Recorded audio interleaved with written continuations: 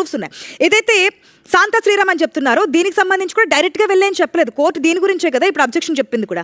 దీనికి సంబంధించి కూడా సామాజికవేత్తలు చెప్పారు, ఏదైతే రాక్ సొసైటీ దానికి సంబంధించి కంప్లైంట్స్ వచ్చాయి, స్థానికుల నుంచి కంప్లైంట్స్ వచ్చాయి, వీరందరి నుంచి కంప్లైంట్స్ రావడం బట్టే వెళ్ళాము అంటున్నారు. సో పేదల దగ్గర నుంచి స్థానికుల నుంచి ఏదైతే కంప్లైంట్స్ వచ్చాయో చాలాసార్లు చెప్పారు, ఒక కమిటీ కూడా వేశారు దానికి సంబంధించి, ఎవరైనా ఉంటే చెప్పండి కంప్లైంట్స్ తీసుకుంటామన్నారు. కంప్లైంట్స్ ఇచ్చిన ప్రతి చోటికి హైడ్రా వెళ్ళింది, కూల్చివేతలు చేసిన తర్వాత రంగనాథ్కి పాలాభిషేకాలు చేసినటువంటి సందర్భాలు కూడా మనం చూసాం. సో ఇప్పుడు ఒకవేళ ఆపేస్తే ఏదైతే అక్రమాస్తులు అక్రమార్కులు దోచుకున్నటువంటి భూములు మళ్ళీ ఏమైనా దోచుకునే అవకాశం ఉందా అని ప్రజల నుంచి ఆ క్వశ్చన్ కూడా వినిపిస్తుంది. సో కఠినంగా వెళ్తున్నారు, చెరువుల్ని కాపాడారు. ఇప్పటివరకు ఎన్ని చెరువులను కాపాడారంటే 6 చెరువులను పునరుద్ధరించారు. ఈ 2 yearsలో 20 చెరువులు దాదాపుగా పూర్తిగా సిద్ధంగా ఉన్నాయి. సో పర్యావరణాన్ని కాపాడడానికి హైడ్రా ముందుకెళ్తుంది. దీన్ని గవర్నమెంట్ ఇంకాస్త స్ట్రిక్ట్గానే ముందుకెళ్తుంది అనిపిస్తుంది. ఎస్, పర్యావరణాన్ని కాపాడే ప్రతి ఒక్క హక్కు రాష్ట్ర ప్రభుత్వాల చేతిలో ఉంటాయి. ఇప్పుడు మనకి బెంగళూరు గురించి మనం అందరం చూస్తూనే ఉన్నాం. ప్రతిసారి అక్కడ వర్షం పడినా సరే అక్కడ జనాలు ఎంత ఇబ్బందులు పడతారు. హైదరాబాద్లో కూడా సేమ్ అలాంటి సిచ్యువేషన్ ఉంది. అలాంటి సిచ్యువేషన్ రాకుండా ఫ్యూచర్లో ఉండడానికి హైడ్రా స్థాపించబడింది. ఇది ఒక గ్రేట్, యాక్చువల్లీ చెప్పాలంటే చాలా గవర్నమెంట్ ల్యాండ్స్ని ఇప్పటికే రీఫర్బిష్ చేసింది హైడ్రా. అయితే ఇక్కడ చూసుకుంటే ప్రతి కోర్ట్స్కి సంబంధించి చూసుకుంటే ప్రతి కోర్ట్ కూడా కోర్ట్ ఆఫ్ రికార్డ్ కిందకు వస్తాయి.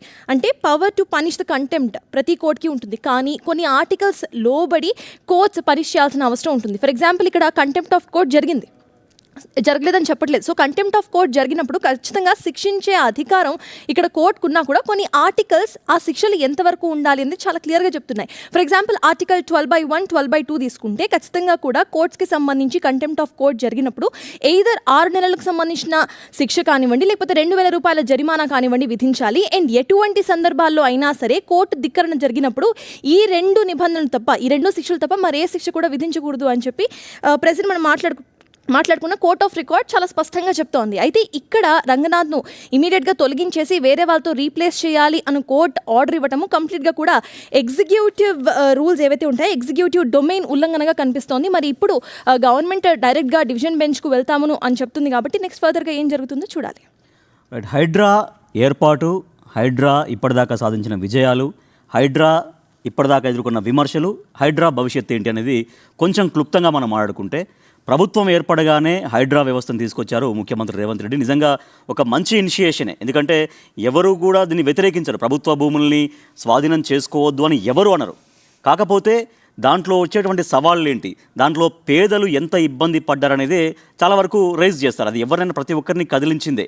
ఎందుకంటే కొన్ని చోట్ల ఉన్న పళంగా మాకు ఎటువంటి నోటీసులు ఇవ్వకుండా మేము కొన్ని ఏళ్లుగా ఇక్కడ ఉంటున్నాం, అయినప్పటికీ కూడా మమ్మల్ని బలవంతంగా లాక్కొని బయటికి వేశారని చాలా విపరీతంగా రోధించినటువంటి సందర్భాలు ఉన్నాయి. సో ఇటువంటి విమర్శలు కొన్ని ఎదుర్కొంది. అయితే హైడ్రా సాధించినటువంటి విజయాలు ఏంటో కొంత ఒకసారి మనం మాట్లాడుకుంటే, మొత్తం 3,325 ఎకరాల ప్రభుత్వ భూమిని కబ్జాదారుల నుండి విముక్తి చేసింది. రికవరీ చేసిన భూముల మార్కెట్ విలువ ఎంత అంటే 1,50,000 కోట్లు. నిబంధనలు ఉల్లంఘించి నిర్మించినటువంటి 1,378 అక్రమ నిర్మాణాలని హైడ్రా కూల్చేసింది. చెరువు శిఖం కావచ్చు, బఫర్ జోన్లలో 454.11 ఎకరాల స్థలాన్ని తిరిగి స్వాధీనం చేసుకుంది హైడ్రా.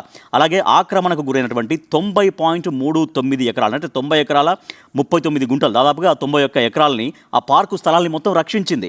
ప్రజా రవాణాకు ఆటంకంగా ఉన్నటువంటి 62.18 ఎకరాల రోడ్లు, ఫుట్పాత్ ఆక్రమణల్ని తొలగించింది. ఇట్లా చెప్పుకుంటూ పోతుంటే నిజంగా చాలా వరకు ప్రభుత్వ ఆస్తుల్ని కాపాడింది. కానీ ఎందుకు విమర్శలకు గురైంది హైడ్రా అంటే, చాలా వరకు అంటే నిజంగా ఒక కస్టమర్గా అన్నీ సక్రమంగా ఉన్నాయి కావచ్చు, అన్ని అనుమతులు ఉన్నాయి కావచ్చు అనుకొని ఓ ఫ్లాట్ కానీ ఓ విల్లా కానీ కొనుక్కుంటారు. కానీ తర్వాత అది అక్రమ నిర్మాణం అని తెలిస్తే వాళ్ళు ఎంతో పైసా కూడబెట్టుకొని బ్యాంకుల నుంచి లోన్లు తీసుకొని వాళ్ళు ఈఎంఐలు కట్టుకుంటూ ఉంటే వాళ్ళ ఇండ్లను కూలగొట్టినటువంటి ఉదంతాలు కూడా ఉన్నాయి. అక్కడ చాలా వరకు తీవ్రంగా హైడ్రా అయితే విమర్శలు ఎదుర్కొంది. బట్ నేను అంటే రంగనాథ్ ఫ్యూచర్ ఏందనేది మళ్ళీ మనం మాట్లాడదాం. ఎస్, ఇక్కడ సింపుల్గా అర్థం కావటానికి చెప్తున్నాను.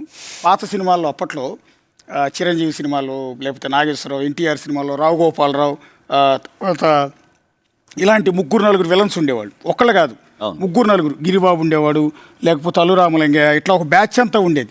ఒక్కొక్కరిని ఒక్కో రకంగా హీరో ఫేస్ చేస్తూ ఉంటాడు. ఏదో రకంగా ఫైట్, వాళ్ళు చేసే అక్రమాలను బయట పెట్టడం, ఇవన్నీ చేస్తూ చివరికి విలన్స్ అంతా కలిసి ఒక చోట మీట్ అవుతారు. అరే వీడు బతుకుంటే మన కష్టం రా, వీడు బతుకుంటే ఎక్కడున్నా రాజారా అని బాహుబలిలో ఒక డైలాగ్ ఉన్నట్టు. సో వీడిని ఎలిమినేట్ చేయకపోతే మనకు సస్టైనబిలిటీ కష్టం రా. నలుగురు విలన్స్ కలిసి ఒక చోట కూడి ఇతని మీద కుట్రలు మొదలు పెడతారు. ఇంటర్వెల్ తర్వాత హీరో కష్టాలు మొదలవుతూ ఉంటాయి. ఇతన్ని ఏదో రకంగా కేసులు పెట్టిస్తారు, వేధిస్తారు, అరెస్ట్ చేయిస్తారు, ఫ్యామిలీ మెంబర్స్ని ఇబ్బందులు పెడుతుంటారు, రకరకాల ఈ క్యారెక్టర్స్ అన్ని బయటకు వస్తుంటాయి. సేమ్ అదే ఇప్పుడు హైడ్రా రంగనాథ్ విషయంలో జరుగుతుంది. నిన్న మొన్నటి దాకా అతని హీరో చాలామంది విలన్స్ని ఫేస్ చేశాడు, ఇప్పుడు కష్టాల్లో ఇరుక్కున్నాడు. ఈ టైంలో సపోర్ట్ వస్తుందంటే రావట్లే. ఎందుకంటే ఎంటైర్ తెలుగు మీడియాలో ఒక సెక్టార్ మీడియా అంతా ఈరోజు రంగనాథ్ని విలన్ కింద చూపిస్తుంది, బూచోడి కింద చూపిస్తుంది. రంగనాథ్ ఏమన్నా ఒక సెంటు భూమి ఆక్రమించాడా? అతను సొంత ఇంట్లో వ్యవహారమా?